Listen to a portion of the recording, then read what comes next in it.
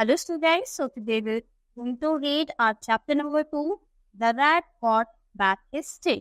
तो रैट को अपनी जो टेल होती है यानी पूंछ वो वापस मिल जाती है. In this chapter you will learn about a funny story of a rat who lost his tail and he want to back his tail. तो देखो ये बहुत ही फनी स्टोरी है जिसमें एक रैट क्या कर देता है, अपनी टेल को क्या कर देता है, लॉस्ट यानी उसकी टेल कहीं खो जाती है और वो चाहता है कि मेरी टेल वापस आ जाए. So let's start. There lived a cat and rat in the house. तो एक हाउस में कैट और रैट रहते हैं. They were good friends. वो बहुत ही ज्यादा अच्छे फ्रेंड्स होते हैं. They played together and never quarreled. वो एक साथ खेलते हैं पर कभी भी लड़ते नहीं हैं. But one day the rat ate away the fish trap for the cat. और एक दिन क्या होता है, जो फिश रखी हुई थी कैट के लिए उसको रैट खा लेता है. The cat became very angry. और ये बात जानकर रैट कैट को बहुत ज्यादा गुस्सा आ जाता है. वो गुस्सा हो जाती है. She chased the rat and caught him. फिर उसको गुस्सा आ जाता है और वो रैट के पीछे पीछे उसे पकड़ने के लिए भागती है. Then she bit off the tail of the rat. फिर वो क्या कर लेती है, जो उसकी टेल होती है उस पर देखो बाइट कर लेती है, उसे उसने अलग निकाल दिया. The rat became very sad. और ये सबके बाद जो रैट होता है वो बहुत ज्यादा सैड उदास हो जाता है. He felt insulted. उसको ऐसा लगता है कि मेरी इंसल्ट हो गई है बहुत ज्यादा. How could he go to his relatives without a tail? तो अब वो अपने रिलेटिव्स के पास कैसे जाएगा अपने बिना पूछ के. तो so he said to the cat, please give me back my tail. तो वो कैट से रिक्वेस्ट करता है कि प्लीज मेरी जो टेल है वो क्या करो, मुझे वापस कर दो. But the cat said, I can give you back the tail only if you bring some cow's milk for me. मैं तुम्हारी टेल तभी वापस करूंगी जब तुम मुझे कुछ काऊ का मिल्क लाकर दोगे. The cat jumped off at once and ran towards the field. तो एकदम से वो एकदम भाग कर जाता है और कहाँ पर चला जाता है, एक फील्ड में जाता है. He wanted to have some milk for the cat. और उसको थोड़ा सा मिल्क जरूर चाहिए था ताकि वो किसको ले जाकर दे सके, कैट को दे सके और कैट उसकी टेल वापस कर सके. He saw a cow was grazing in the field. फिर उसको एक काऊ दिखाई देती है जो क्या कर रही थी, फील्ड में ग्रेजिंग कर रही थी. The cat went to the cow and said, will you give me some milk? तो कैट काऊ के पास जाता है, पूछता है क्या आप मुझे थोड़ा सा मिल्क दे सकती हो. I shall give it to the cat and the cat will give me back my tail. तो मैं वो जो आप दोगे वो मैं जाके कैट को दे दूंगा और कैट मेरी टेल मुझको वापस दे देगी. The cow said, if you can bring some fresh green grass for me, then I can give you mine.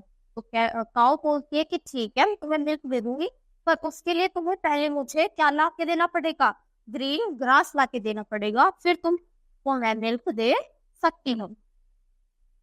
Once again the rat jumped up and ran. फिर से एक बार एकदम से ये बात सुनते ही रैट दोबारा वापस भागता है.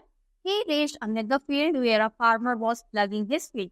फिर वो एक अनदर फील्ड में जाता है जहाँ पे जो फार्मर है वो क्या कर रहा था, प्लगिंग यानी फील्ड में कुछ ना कुछ उगा रहा था. फील्ड में फार्मर ही काम करते हैं ना, उनकी देखभाल करता है. तो उसको एक फार्मर दिखता है. He went to the farmer and said, sir, please give me some green milk. I shall give it to the cow. The cow will give me some milk. I shall give the milk to the cat and the cat will give me back my tail. तो बोलता कि sir please मुझे थोड़ा सा green grass दे दीजिए, वो मैं जाके काऊ को दूंगा, फिर काऊ मुझे मिल्क देगी, फिर मैं उस मिल्क को कैट को दे दूंगा और फिर कैट मेरी जो टेल है वो मुझे वापस कर देगी. The farmer said, first go and bring me some fresh bread from the baker. बोलते कि ठीक है चलो पहले मुझे कुछ फ्रेश ब्रेड ला के दो बेकर से. Only then I shall give you some green grass. और तभी मैं तुम्हें ग्रीन ग्रास दे सकता हूँ. So the rat jumped up again and went to the market. फिर से रैट भागता है और कहाँ जाता है की बात, सीधा market. He stopped before a baker's shop. The baker was baking fresh breads in a big oven. तो वो जाता है वहाँ पे जो एक बेकर्स की शॉप पर, और जो एक बेकर है वो क्या कर रहा था, फ्रेश ब्रेड्स को बेक कर रहा था एक बहुत ही बड़े ओवन में. The rat went to the baker and said, so please give me some fresh bread. I shall give it to the farmer. The farmer will give it me some green grass. I shall give the green grass to the cow. The cow will give me some milk. I shall give it to. तो ये वही सब है. Please मुझे fresh bread दे दीजिए, मैं farmer को दूंगा, फार्मर मुझे ग्रास देंगे, मैं ग्रास काऊ को दूंगा, काऊ मिल्क देगी, फिर मैं मेरे कैट को दूंगा और कैट मुझे मेरी टेल वापस करेगी। तो baker was a kind man, जो बेकर था वो बहुत ही ज्यादा अच्छा आदमी था। When he saw the tailless rat he felt pity for him. जब उसने टेललेस रैट को देखा यानी बिना पूंछ वाले रैट को देखा तो उसको उसके लिए बुरा लग रहा था। The baker picked a loaf of fresh bread and gave it to the rat. तो जो वो कौन था, बेकर वाला मैन था, बेकर्स मैन था, उसको दया आ गई और उसने उसको जो ब्रेड का लोफ था वो दे दिया। द रैट वॉज हैप्पी, ये देखकर रैट खुश हो जाता है। He took the bread and ran to the farmer. फिर वो उस पीस को ले जाके फार्मर को दे देता है। He gave the bread to the farmer and got some green grass. फिर वो ब्रेड फार्मर को देता है और फार्मर से ग्रीन ग्रास ले लेता है। He gave the green grass to the cow and got some milk. फिर वो ग्रीन ग्रास ले जाके काऊ को देता है और काऊ उसको मिल्क दे देती है। Then he gave the milk to the cat and the cat returned his tail. फिर वो मिल्क जाके कैट को देता है और कैट उसको उसकी टेल रिटर्न कर देती है। Thus the cat got his tail back. यानी इतनी सारी मेहनत के बाद जो रैट होता है फाइनली उसको अपनी जो टेल है वो वापस मिल जाती है। तो आई होप इस स्टोरी में आपको बहुत ज्यादा मजा आया होगा और बेचारे कैट के लिए बुरा भी लगा होगा। चलो अब इसके एक्सरसाइज पर। There lived a cat and a rat. कहाँ पे रहते थे वो दोनों? हाउस में। The dash became very angry. किसको गुस्सा आया था? कैट को आया था। He saw a cow was grazing in the, कहाँ पे ग्रेज कर रही थी? Grazing in the field. I shall give you some, I shall give you some milk. चलो अब इसके प्रॉप्स करते हैं। They played together and never quarreled. Then she bite off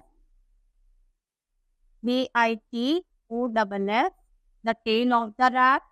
He dashed to have some milk for the cat. He wanted only then I shall give you some green grass. He stopped before a baker's shop. When he saw the dash tailless, then he gave the milk to the cat and the cat returned its tail. Up true or false? The rat became very sad. True. Please give me back my house. False. तो back house थोड़ी चाहिए था, क्या वापस चाहिए था? Tail. He saw a cow was grazing in the field. True. The dog will give me back. False. कौन वापस करेगा? Cat. The baker was baking fresh breads in a big oven. True. Where did the cat and the rat live? Were they good friends? कहाँ पे रहते थे? They both live in a house. और good friends थे? तो yes. Why did the cat bite off the tail? क्यों उसने काट लिया था उसकी टेल को? क्योंकि जो फिश थी वो कैट के हिस्से की थी और किसने खा ली थी? रैट ने। तो what did the cat say when the rat asked for the tail? तो जब वो रैट बोल रहा था कि मेरी टेल वापस कर दो तो कैट ने बोला मैं कर दूंगी पर उसके लिए तुमको मुझे क्या ला कर देना पड़ेगा?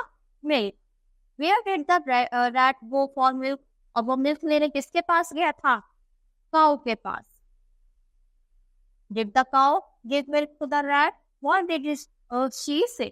तो दिया तो था पर पहले उसने मना कर दिया और उसने बोला कि मैं तभी दूंगी जब तुम मुझे कुछ ग्रीन ग्रास ला के दोगे। तो what did the farmer ask in lieu of grass? यानी ग्रास के बदले में फार्मर ने क्या मांगा था? ब्रेड। तो ये वाले क्या है? वर्ड मीनिंग्स है। अगर इनकी मीनिंग पता है तो आप लिखोगे वरना डिक्शनरी में से ढूंढ के लिखना।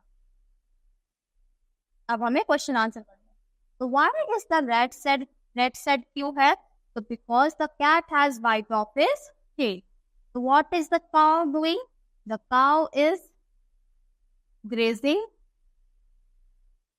इन the field. What does the rat want from the farmer? तो rat को फार्मर से क्या चाहिए था? The rat wants some green grass.